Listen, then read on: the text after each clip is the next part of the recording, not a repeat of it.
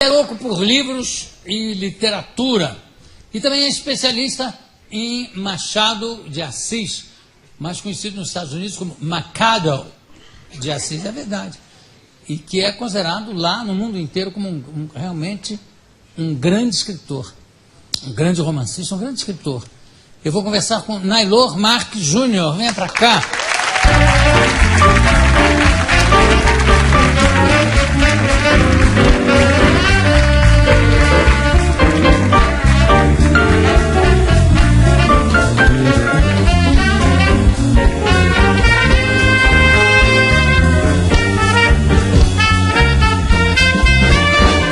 Diga. Sempre quis saber o que tinha aqui. Então tem que provar sem olhar. É, sim. É, olho fechado. Da boa. Água. Da água, da boa. É, água. Aqui não, sempre muda, varia. Sabe, sabe, Jô, eu pensava em vir aqui. Meu Só sonho pra era. isso, só não, pra não, era assim, Alex, por favor, alguma coisa. Eu pensava nisso, sabia? Quando a primeira vez que me convidaram, eu pensei, puxa, Alex, uma coisa, eu pensava isso. Alex, Põe uma coisa aqui.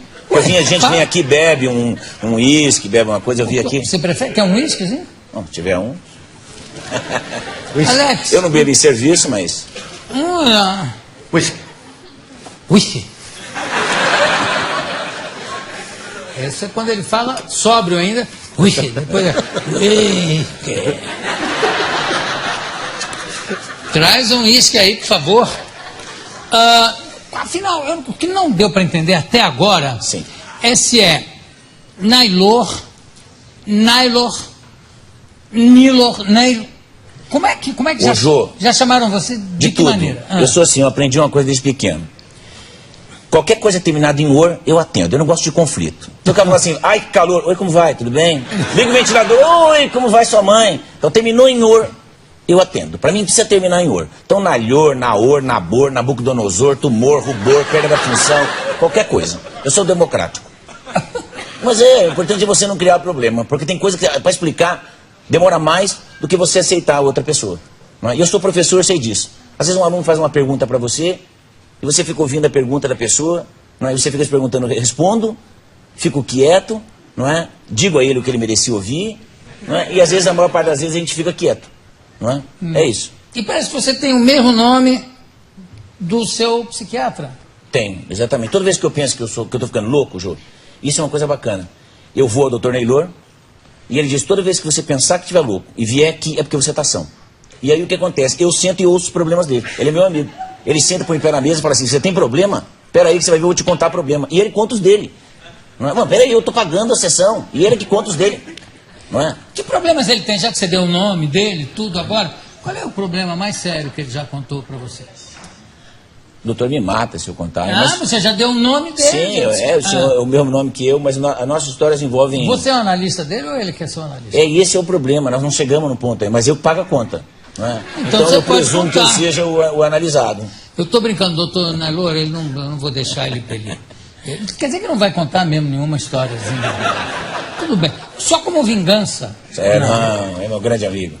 Então, já é tudo errado, porque como é que pode ser grande amigo do próprio analista? Já não dá certo isso. Do psiquiatra, exatamente. A gente fez várias palestras sobre loucura já.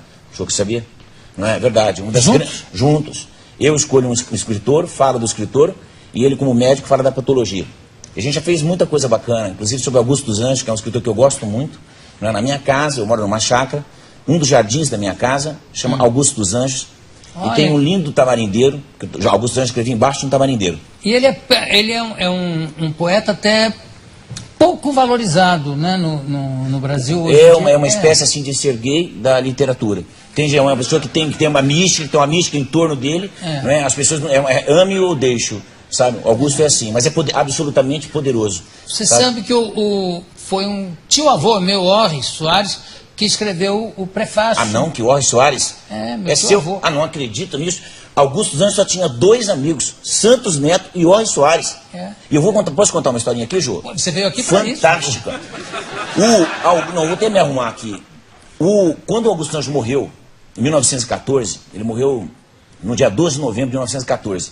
Horry Soares, seu tio-avô e Santos Neto vinham descendo uma calçada no Rio de Janeiro e vinha Olavo Bilac. Olavo Bilac vinha subindo, claro, com estilos completamente distintos. E eles com aquela cara triste, seu tio-avô com a cara triste, e o Olavo falou assim, mas que cara é essa? Você é um cara de enterro, morreu alguém? Você não ficou sabendo? Acabou de morrer Augusto dos Anjos. Mas claro, ele não era conhecido. E o outro era Olavo Bilac, em 1914. Eles, quem? Augusto dos Anjos. Ele disse, eu não conheço. E o Jorge Soares declamou a um carneiro morto para ele. E o Olavo Bilac ouviu com uma impassibilidade assim, parnasiana, e quando terminou ele falou assim, esse que era o poeta, já morreu tarde. E agora eu vou contar outra curiosidade. Augusto dos Anjos só publicou um livro, hoje chama Eu e Outras Poesias. As reedições de Eu, sozinhas, são mais que todas as edições do Olavo Bilac juntas. Se você somar todas as reedições do Bilac, dão menos que Eu sozinho.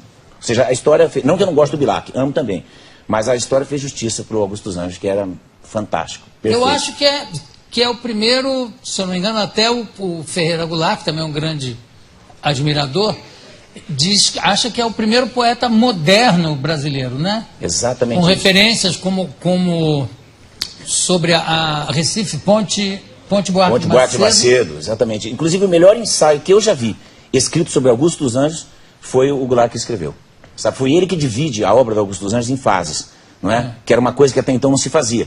Dividia a fase mais inocente, onde ele aparece ainda religioso, até a fase onde ele é absolutamente cético, que é fantástico. Vês, ninguém assistiu ao formidável enterro de tua última quimera. Somente em gratidão esta pantera foi tua companheira inseparável.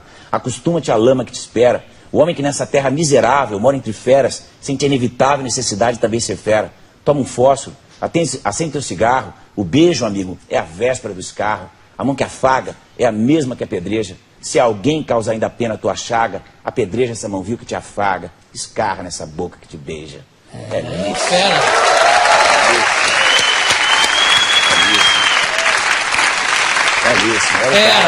Fera. Como é que foi a sua viagem para conhecer a casa do Augusto dos Anjos? Sabe, Jô, que eu tinha 19 anos, eu fiz duas loucuras. Quer dizer, eu fiz muitas, mas loucuras contáveis. Eu tinha 19 anos, eu morava em Maringá, onde eu moro, no Paraná. Eu saí de Maringá de carona com um amigo e fui até a Paraíba. Até a Paraíba de caminhão. Eu levei 9 dias e olha, para quem gosta de spa, eu cheguei na Paraíba 9 quilos mais magro. De fome, de fome. Parava no lugar, Jô, tinha dinheiro, não tinha o que comprar. Não tinha.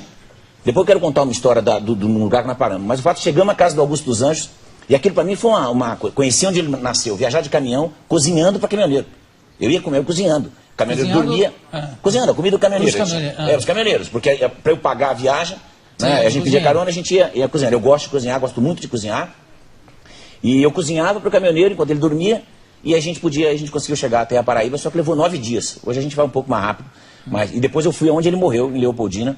Também conhecer, tem um pintor lá bacana que mantém a casa onde ele viveu. É fixação mesmo, adoração pelo cara. Mas aí você falou, depois eu vou contar uma história que aconteceu no caminho. Olha, Jô, que barbaridade. Você gosta de contar suas histórias boas, você é um grande contador, eu fico prestando atenção e eu acho genial. Eu paro na Bahia e estava escrito assim, no posto: pão, 20 centavos. Pão com manteiga, 50 centavos. Pão com manteiga e queijo, R$1. Pão sem manteiga e sem queijo, 30 centavos. Era mais caro que só pão. Então você falasse, eu quero um pão sem nada, era mais caro, pagava 10 centavos a mais. É genial. É o Brasil, essas coisas que só tem no Brasil. E funcionava? Eu acredito que sim. Não é? Porque o cara vinha com o pão, vinha com talho, você colocava a mão no meio e ia comendo e puxando a mão. Você tinha sempre a impressão de que tinha alguma coisa ali dentro, como salsicha de cachorrão, que é sempre covarde. Você aperta, ela vai... Não é verdade, não? É difícil quando você come um cachorrão. Já viu? Você come um cachorrão na esquina e a pessoa morde, é difícil que não lambe aqui, né? Daqueles guichos. As pessoas falam que não, mas quase todo mundo já fez isso. Quase todo mundo já fez. Lambeu o rabo do cachorro. Claro. João, o cara derruba uma bolachinha no chão. Qual é a primeira coisa que ele faz? Ele olha pro lado para ver se alguém viu. O problema não é sujar a bolacha, é saber se alguém viu. O cara abaixa, pega a bolacha, olha pro lado de novo. Se ninguém viu, ele limpa e come. Pode reparar, não é assim? É evidente que vai perder a bolacha? Claro. Não é só porque uma pessoa... Se ninguém viu, qual é o problema? Mas se tem alguém olhando, o que acontece? Não, se ninguém tem alguém, você fala assim, porcaria de bolacha, caiu, vou comer, o chão tá sujo, você joga, mas dá uma dor no coração. Dá uma dor. Eu tenho a dor no coração.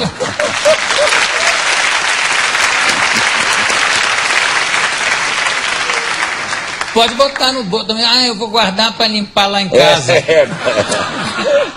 Como é que é a sua história com o ufólogo Ademar Jevaer? Isso tudo é pra gente falar em Machado de Assis, hein? Já não chegou ainda no Machado. Porque é uma teoria de que ele não seja desse planeta também, o Machado.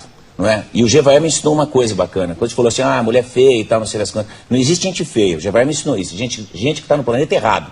Né? No planeta da pessoa, a pessoa é bonita. Não é? Então todo mundo é bonito no seu planeta. Você tem que encontrar o planeta. Mas a pessoa errou de planeta. Mas aconteceu uma história bacana.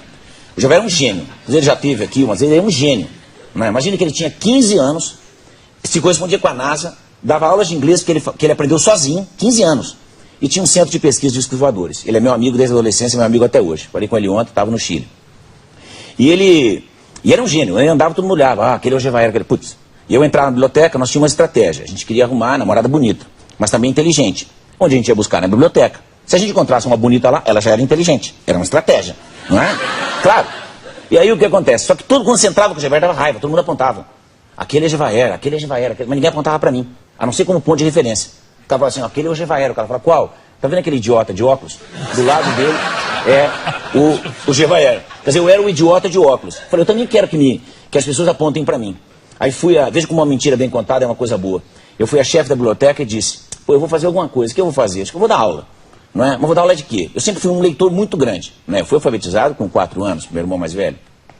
E aí o que acontece? Eu vou dar aula de matemática e gramática, são coisas que impressionam até hoje. Se você sabe matemática ou gramática, todo mundo acha que você é o cara. Né? Claro. Matemática eu não sabia, não sei, mas gramática eu já tinha uma noção, falei, eu vou dar aula. Fui lá e falei, se alguém procurar aula de gramática, pode me indicar. Eu, 14 anos. Ela olhou e falou assim, o quê?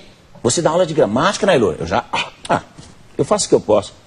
E aí o que acontece? Ela falou, quantos anos você tem? Eu falei, 14. Ela falou, que lindo! 14 anos já dá aula de gramática. Eu já cresci. Sentei, mas a partir desse dia comecei a estudar uma gramática do professor Idebrando. Estudar. Você não sabia nada de gramática? Não, sabia, mas não para ensinar. Não é? Porque saber uma coisa e ensinar é outra coisa. Viu? Sabe que a coisa é... Vou tomar um uísque aqui para poder ensinar. Ô, Alex, você deixou o uísque aqui? É para o senhor. Mas eu não pedi o uísque. Ah, não?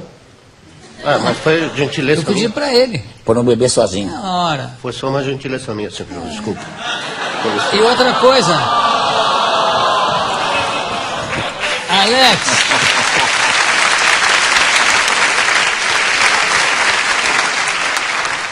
Senhor João. O meu é cowboy, copo pequeno. Sim, senhor João. Traga agora. Bom, desculpa. E aí, não, fantástico. Essa grosseria do... Não, fantástico.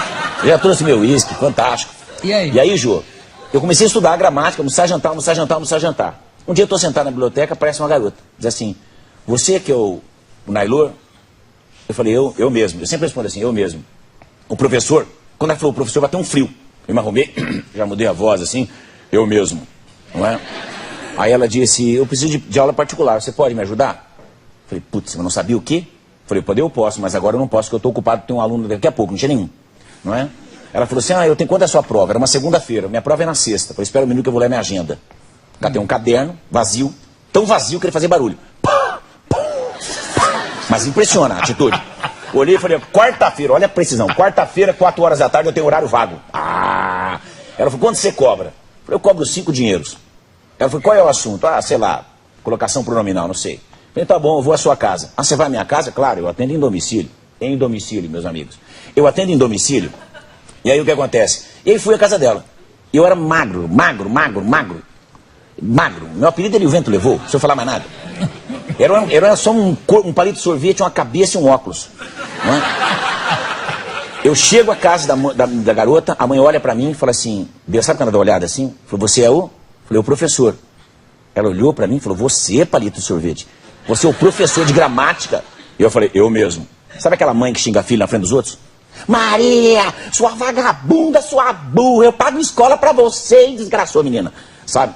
Aqui provavelmente não tem, mas lá na minha cidade tem. E desgraçou a garota demais. Aí eu cresci, né? Entrei e já falei, ouça os conselhos de sua mãe, garotinha. Era o cara.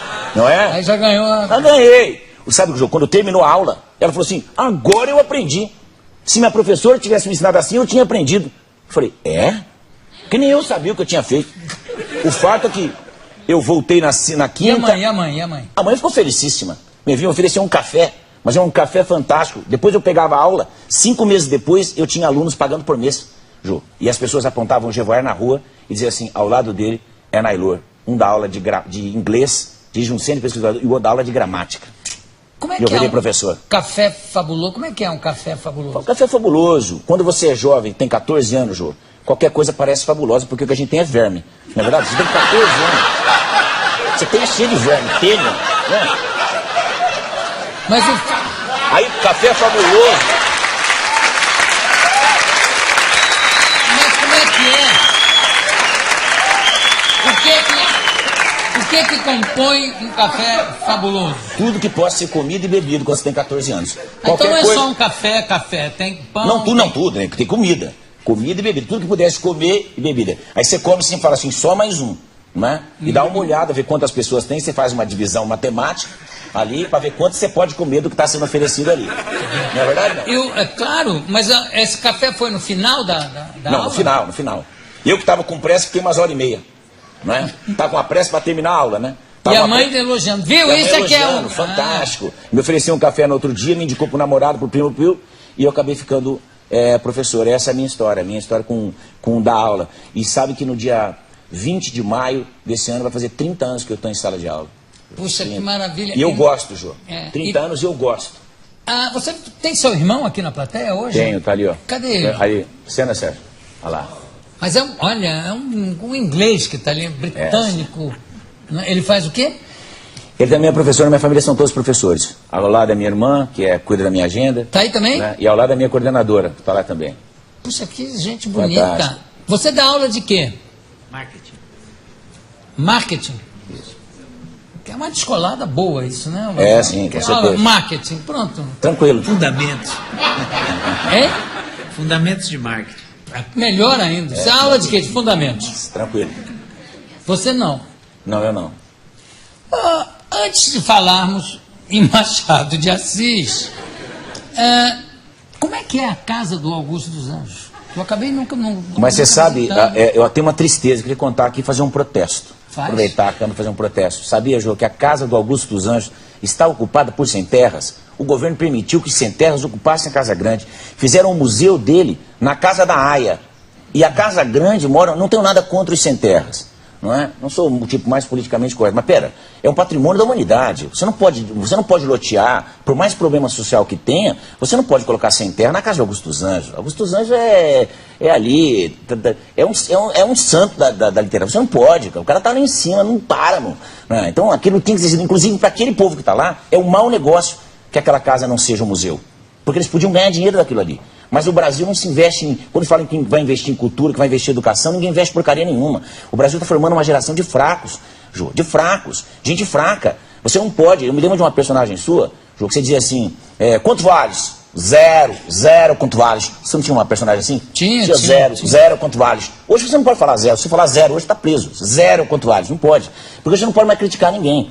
Entende? E o que aconteceu? E aí acontece esse problema. Eu cheguei a conversar com o governador.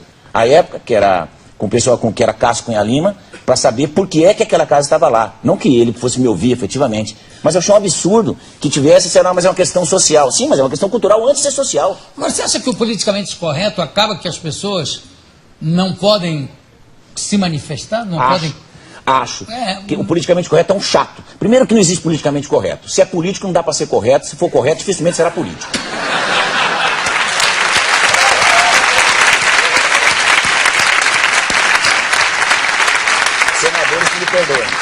Eu, como humorista, como comediante, sou frontalmente contra essa atitude do politicamente correto. É muito chato. Primeiro porque é hipócrita, mentirosa. É mentirosa, né? Falsa. E forma a gente fraca. É verdade. Forma a gente fraca. As cotas, quando você cria uma cota, que agora o Supremo aprovou, o que você está dizendo? Eu rebaixo o nível para colocar as pessoas ali. Não estou falando de negros, nem de pobres, nem de nada, não. Estou dizendo o seguinte, o que a gente precisa você tem uma proteção até um tanto, mas não engrossar a escola. Eu vou falar uma coisa, talvez as pessoas me odeiem. A universidade não é para todo mundo. Tem gente que não aguenta aquilo. A universidade tem que dar um tranco no povo. Aço é forjado no ferro, o aço é forjado no fogo, é na martelada. E gente, acadêmicos é assim, os americanos não têm. Harvard não tem 19 prêmios Nobel porque eles tratam, porque brincam com as pessoas, porque facilitam a vida das pessoas. Mas se você quer ficar aqui, você tem que ser bom. Não é? Você tem que ser bom. Educação é assim. Nós não vamos construir uma grande nação. Nós temos que construir economicamente, mas educacionalmente não, porque fica protegendo, fingindo que o fraco não existe. Quando na verdade existe gente fraca e gente forte, não é? E tem coisa que não é pra gente fraca. Mas o fraco pode ficar forte. Pode ficar, mas o que acontece? Não protegendo. Proteção demais te protege. Como é que você falando nisso, em fraco, forte, em aprender, qual é o seu sistema para ensinar coisas complicadas como se fossem fáceis? Ô, Ju, eu posso usar um papel e levantar? Posso levantar e usar um papel? Tudo. Posso usar a plateia com meus alunos? Pode. Posso E o usar? papel como é que é? Um papel em branco e uma... Isso, tá bom. Caneta? É, uma caneta aqui. Tem que apertar aí, pronto. Isso. Ok. Vou fazer uma pergunta, são todos meus alunos. Vou fazer uma pergunta para vocês aqui, independente do que vocês fizerem, eu quero que vocês respondam sim. Não é para ser criativo. Isso aqui é uma escola. Criatividade alta. Estão vendo que eu tenho nesse papel uma linda casinha desenhada? Sim! Não, sim, eu quero sim, não é sim. É sim. Estão vendo que tem uma linda casinha desenhada aqui? Sim! Domínio sobre a massa. Agora eu vou fazer uma pergunta, eu quero que vocês respondam não. Estão vendo que eu tenho uma linda casinha desenhada nesse papel? Não! Olha só, Jô. Isso vale para os professores. 95% das perguntas que um professor faz tem respostas óbvias. O problema é que o aluno, no afã de querer responder uma coisa genial, ele não responde. E ele queria o óbvio. Então se eu perguntasse a eles, eu não vou perguntar, mas se eu perguntasse, por que é que viam antes e não estão vendo agora? A resposta é óbvia, porque eu dobrei o papel. Essa era a resposta. Mas todo mundo ia pensar uma resposta fantástica e não ia falar isso aqui. Agora eu vou dizer uma coisa para vocês. Dobra, em latim, é plica. Dobra é plica em latim. Quando eu era pequeno, eu via para a escola, as meninas iam para a escola com uma saia toda dobradinha. Lembram disso ou não? Como é que chama aquela saia? Plissada. Saia plissada. Por quê? Porque plica em latim é dobra. Ou seja, ceia de dobrinhas, dobradinha. Ora, o que eu fiz? Antes vocês viam, agora não vem. Porque eu coloquei dobras nesse papel. Eu compliquei. Complicar é colocar dobras nas coisas. Ora, agora eu vou tirar. Estão vendo a linda casinha? Sim! Sabe por quê? Porque eu coloquei as dobras para fora. Colocar para fora em latim é ex. Eu expliquei. Eu retirei as dobras. Compreendem? Sim. Está dada a aula.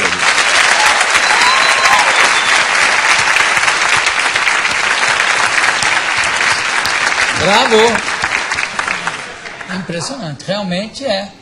E por isso, eu sempre acho que a etimologia é uma coisa muito importante. Fantástico. Quando você vai à origem das palavras, Com você certeza. vai descobrindo, sem querer, aprendendo uma série de coisas. Um dos livros que eu publiquei era sobre isso. Eu publiquei 26 livros já, e um deles é sobre isso. Até trouxe depois de presente para você. Acho que tem esse específico? Não, específico não. Tem um livro sobre educação, que é o livro que eu conto essa história de como eu me tornei professor. Certo. E você vai ver um livro que eu gosto muito de construção de conhecimento, que é A Caverna. Esse sobre a minha construção de carreira de professor, que é possível ser feliz sendo professor.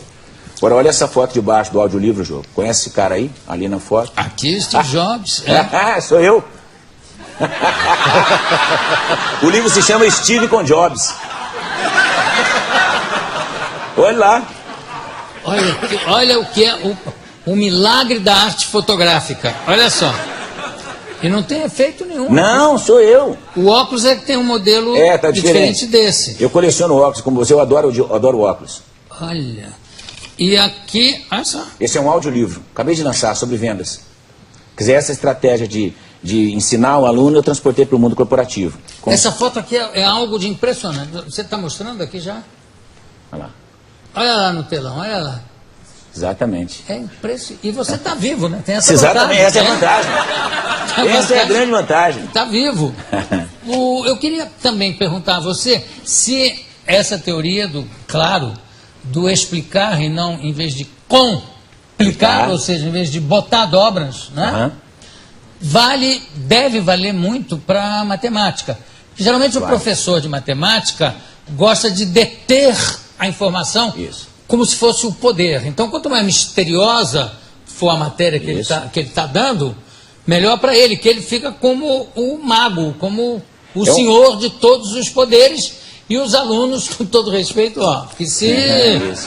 tanto que quando você tem um bom professor de matemática, você vai bem na matéria. Quando ele não é bom, você vai embora. O nosso cérebro não é burro, Jô. O nosso cérebro gosta do que é legal. Você sabe que, porque os alunos, aqui dizem no Brasil que as provas finais são finais mesmos. Você termina a prova, um mês depois você não sabe fazer mais nada. Se aplicar a mesma prova para um aluno que tirou 10 hoje, um mês depois é 6. 2 meses depois, 3, e ele reprova 4 meses depois. Porque o problema é fazer aquilo que você aprende, Jô, ir para a memória de longo prazo. Tem 3 formas de fazer uma coisa e ir para a memória de longo prazo. Uma é pelo trauma, não é? Você bate o carro, você não precisa gravar, aquilo vai ficar gravado para sempre. Então, por exemplo, você está estudando matemática, quer aprender, você pega um martelo. A ao quadrado igual a B ao quadrado mais C ao quadrado, pau no seu pé. Você vai aprender, mas dói. A segunda possibilidade, Jô, é você aprender por repetição. Não põe a toalha molhada em cima da cama, não põe a toalha molhada em cima da cama, não põe a toalha molhada em cima. Um dia você não põe mais. E a terceira é quando aquilo faz sentido na sua cabeça. Se fizer sentido, vai direto para a memória de longo prazo. Então, por exemplo, eu não sou professor de matemática, só para saber, minha área é literatura. Mas você também é professor de matemática? Não, não. Já foi? Não, nada. Eu sou um curioso, eu só queria mostrar uma coisa. Né? Como a escola pode fazer, eu falei agora da literatura, da explicar, quero falar de matemática. Você pega A ao quadrado, eu falei A ao quadrado, teorema de Pitágoras. A ao quadrado igual a B ao quadrado mais C ao quadrado. O quadrado da hipotenusa é igual a soma do quadrado dos catetos, que todo mundo aí conhece. O fato é, A ao quadrado é AA, B ao quadrado é BB, C ao quadrado é CC. E a A jamais será BB mais CC. Não tem sentido isso? Mas quando Pitágoras pensou, ele não pensou assim. Ele pensou um triângulo de lados 3, 4, 5, e ele pegou azulejos quadrados, e num cateto ele colocou 3, no outro cateto ele colocou 4, e na hipotenusa ele colocou 5.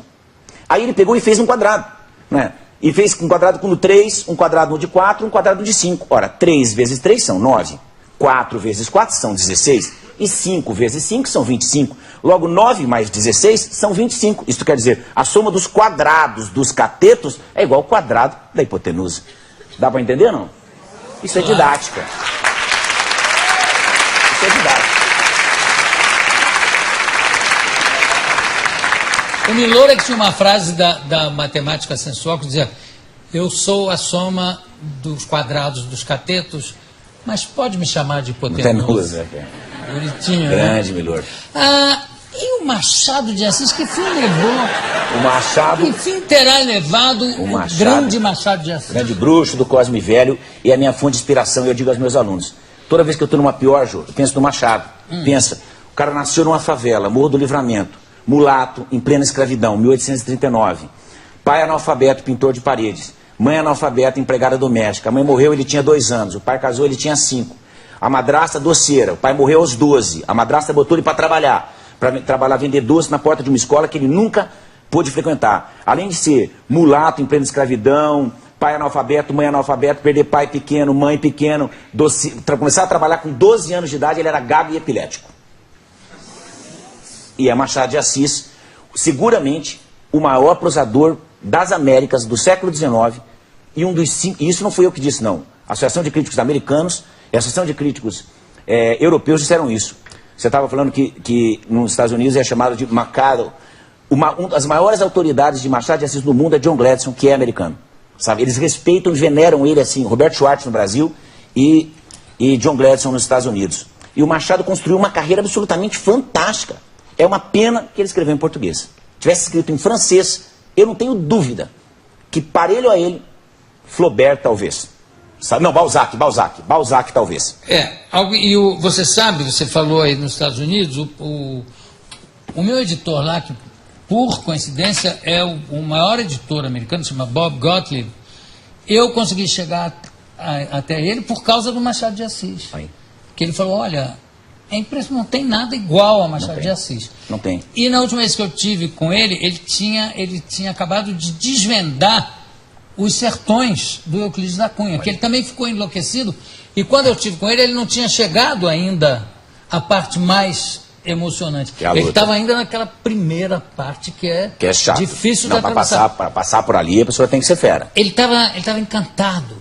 Qual é a importância em tudo isso, ao lado do grande homem, ou por trás do grande homem, tem sempre uma grande mulher? Qual é a importância da mulher do Machado de Assis? É aquela história, você sabe que dizem que ao lado de um grande homem tem sempre uma grande mulher e ao lado de um desgraçado 2, não é? O Machado só teve uma, não é?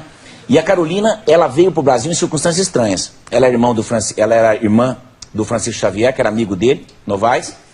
O Xavier era jornalista bem amigo do Machado. Machado nessa época já está importante, já circula, já é amigo do Zé D'Alencar, do Gonçalves Dias, já é um escritor consagrado, não publicou romance, mas já é um contista consagrado. E ela vem para cuidar do irmão, essa é a teoria. Mas sabe-se hoje que ela veio desvirginada do Porto. Ela foi desvirginada num tempo em que, que havia virgens desvirgináveis. Claro, há ainda. Ah, claro. Desvirgináveis. Sim. E aí o que acontece é que ela veio para cá, fugida de lá, desonrada, mas era uma mulher letrada, sabia tudo de literatura estrangeira, inglesa sobretudo. Foi ela que apresentou os ingleses para o Machado. Né? Aí ela vem para cá, conhece o irmão conhece o Machado, circula. Foi a primeira grande feminista, todo mundo fala que é a Pagu, mas não é não. É a Carolina mesmo. Ela conhece o Machado, o Francisco Xavier morre, 3 meses depois ela se casa com o Machado, é um casamento maravilhoso de 34 anos. O Machado que prega nas suas obras realistas que o amor não existia, morreu de amor. Né? E morrer de amor é uma coisa assim, fantástica. Então, e ela contribuiu, a Carolina contribuiu para isso, inclusive porque ele começa a escrever romances românticos. Na Ressurreição, A Mão e a Luva, Helena, Yaya Garcia. E quando ele já estava perto dos 40 anos, naquele tempo 40 anos era uma idade de morrer. Né? No século XIX já tinha que morrer, não é? E o fato é que ela dizia assim, já pensou que você não acredita no romantismo? No seu romantismo não tem romances açucarados, não tem índios, não tem sertanejo, você nunca será José de Alencar. Porque ele não crê, ele crê nisso e você não. Você quer morrer e ser lembrado por Yaya Garcia? Por A Mão e a Luva? Por Ressurreição? Não é? Não é que o cara cai doente, Jô? Olha que é praga de mulher. Não é? Eu tenho medo, não é verdade? Aí ele falou assim, ó, não é que você cair doente se você morrer. Ele tem pneumonia. Ele vai para Friburgo se tratar. Quando ele volta com rascunho de Memórias Póstumas de Brás Cubas. É uma maravilha. Que é uma maravilha. Ele dá, ela lê e fala assim, isso é você. Você vai mudar completamente a história da sua vida. E ele mudou não só a dele, como de toda a literatura brasileira. Eu acho que ele devia ser proibido nos colégios, porque o negócio de você forçar a ler Machado de Assis, ou forçar a ler qualquer coisa... É um inferno. É um disparate, exatamente. Porque os nossos meninos não estão preparados efetivamente para aquele tipo de linguagem, para aquele tipo de sutileza. Dizem que o Machado fez humor inglês. O que é humor inglês? É uma piada que já vem rida. É tão boa que já vem rida a piada. O cara faz tanto esforço para entender a piada que quando ele entende ele não tem mais força para rir. Não é? É verdade. Vamos ver as fotografias que temos aqui? Ai, olha que mulher bonita. É, muito bonita. Linda. Carolina era uma mulher linda. Nós estamos falando de uma mulher do século XIX. Não é? Você vê que ela encanta. Hoje, para os padrões de hoje, ela é uma mulher bonita. É, claro. Não é? Claro. E o Machado, elegantérrimo, né? Funcionário público, sentado. Agora, temos outras fotos do Machado aqui, vamos ver rapidinho. Sim. Aqui já é... Veja que nessa foto, bem mulato. É, mas digo, aí ele já tinha... Sim, já é o grande Machado. Né? Essa foto ele tem 40 anos. Nesta foto. Essa foto é a época aí jovem, auxiliar de tipógrafo. Eu presumo que deve ter a foto dele perto de morrer. Não, aí também sempre já na fase... Vai passando, virem depressa para ver se a gente... Vamos ver. Não, ainda 40 anos, perto dos 40 anos. Esta foto, perto de morrer, já. Machado com 68 anos, 67 anos. E repara que ele está mais branco nesta foto, com o cabelo mais liso. Isso foi feito artificialmente com o consentimento dele, com o pedido dele. Ele pediu que ele gostaria de passar para a história ligeiramente mais branco. Não é? Assim, meio Michael Jackson, sabe? Um espécie de Michael Jackson da literatura. Mas um homem absolutamente elegante, reparem, elegante. Não é? Aí, fantástico. Não é? Barão do Rio Branco. É com quem? Barão do Rio Branco. Isso, Barão do Rio Branco. Que é outra figura fantástica. Fantástica. Tá bom, Vini, obrigado. Você sabe o negócio de aparecer mais clareado? O Zé do Patrocínio Filho, o Juca Pato, que era uma figura pitoresca, tem uma fotografia dele, ele como ele era, que ele era negro, né? Sim. E ao lado uma fotografia que ele pediu para clarear. Ele está branco. Exatamente isso. Tudo com efeitos de luzes. Você vê as loucuras que o preconceito acaba... Fazia. Né? E você vê que o Machado, a grande crítica que o Machado sofre é porque ele não comprou causa nenhuma. Ele não comprou causa dos negros. Eu fiquei famoso e tal. Mas eu não fiquei famoso porque eu sou negro. Eu fiquei famoso porque eu sou talentoso, porque eu sou culto, porque eu sou preparado. É isso que me deixa, sabe? Quer dizer, o Barack Obama não chegou à presidência dos Estados Unidos porque ele é negro, mas porque ele tem uma formação sólida, intelectual, um homem que não chegou onde chegou à toa. É isso que me impressiona. Sabe? São esses valores que a gente precisa vender na educação brasileira. As pessoas valem mais por aquilo que elas são. Um dos 4 pilares da educação é a educação para o ser. Não é ser bobinho. É você como ser uma obra de arte bem acabada. O Aristóteles dizia que não há obra de arte mais bem acabada do que um homem educado, não é? De uma pessoa culta. Não há, Jô. Você sabe, você é uma pessoa culta. Você sabe disso. E eu quero contar uma coisa rapidinho aqui, Jô. Sabia que quando eu me graduei em francês, eu verti na minha festa de formatura um texto seu? Verdade, eu não sei se vai se lembrar, mas tem um livro que já publicou muito, chamado Astronauta Sem Regime, você lembra disso? Claro. E tinha lá uma esquete que um sujeito ia pro restaurante e queria pagar a conta o tempo todo. O tempo todo ele queria pagar a conta. E eu verti essa esquete para o francês e foi a minha esquete de apresentação de formatura. Acredita nisso? Aí. Ficou lisonjeado aqui. Logo depois de ir à casa do Augusto dos Anjos. Olha. Numa fase assim de êxtase. Tá vendo as ligações familiares? Claro, ligações perigosas. Nailor, você falou aqui que não, o Machado ainda não era, quer dizer, já era conhecido pelos contos, pelas crônicas, que eram publicadas aonde nessa época? No Correio Mercantil. Ele começou publicando aos 16 anos no Marmota Fluminense, não é? Que era do Paula Brito, da livraria Paula Brito. Ele publicou ali e depois ele entra como auxiliar de tipógrafo na Companhia Editora Nacional e aí ele conhece Manuel Antônio de Almeida, o autor de Memórias do Sargento de Milícia. E o Manuel faz uma profecia, diz, invista em literatura que você vai ser um dos grandes. Mas nem ele, porque ele morreu logo depois, imaginaria que o Machado viraria o cara que ele virou. Não é? Bom, você é acadêmico, sabe que é a casa do Machado de Assis. Não é? Quer dizer, aquilo é uma barbaridade. O Machado é um sabe? Mas nem ele imaginou, ninguém imaginou, nem o José de Alencar, que era um grande amigo, até uma fofoca, dizem, não gosto de fofoca, mas há uma fofoca que dizem... Eu também não, conta. Sim. Um dos filhos do José de Alencar era filho do Machado de Assis, na verdade. Ah, é? Dizem que o romance Dom Casmurro tem este buchichozinho por trás. Porque o Machado protegia um dos filhos do Alencar, criou como sobrinho e fez dele ministro, entrou no Ministério de Relações Exteriores por apoio do Machado de Assis e ele escolheu aquele garoto em especial. Isso não era nada muito brilhante. E dizem que essa escolha, um tanto suspeita, tinha a ver, dizem, eu não sei, não é? Claro. Que o garoto era filho dele. Agora, para terminar o nosso papo, que por mais que fosse longo, aqui seria curto, o Capitu traiu ou não traiu? Não traiu. E eu vou dizer uma coisa para as pessoas, não, eu não traiu. Olha, eu sei que muita gente boa, Jô, diz que traiu, mas não traiu, até porque a grande questão é, a traição não é o assunto de Dom Casmurro. O assunto de Dom Casmurro é ciúme, é uma investigação psicológica sobre ciúme. É o que o ciúme é capaz de fazer com uma pessoa. Quem já namorou um ciumento, se há ciumento aqui, eu vou falar uma coisa, você é chato, se ninguém falou. Não tem coisa mais chata que a gente ciumenta, Jô, porque o ciumento que ele faz, ele vê coisa onde não existe. Ele pega 3 ou 4 coisas, soma, e faz dar uma quinta coisa que não tem nada a ver. O Bentinho era um cara fraco, criado pela mãe, não é sempre criado pela mãe, protegido todo mundo, a gente conhece a Capitu. Olha só, olha como Machado é genial. Essa é a comédia. Bento de Albuquerque Santiago, olha que nome forte. Um cara que chama Bento de Albuquerque Santiago, ele tem que ganhar salário, só pelo nome. Como você chama? Bento de Albuquerque, salário mínimo pro cara. Mas Bento de Albuquerque vira Bentinho, é muito fraco. Agora, Capitolina é fraco, Capitolina vira Capitu. Olha que forte. Capitu, Bentinho, Capitu, Bentinho, Capitu, Bentinho. Não entende? Ninguém respeita um cara adulto chamado Bentinho. Vai respeitar? Não respeita. Gente, eu conversei.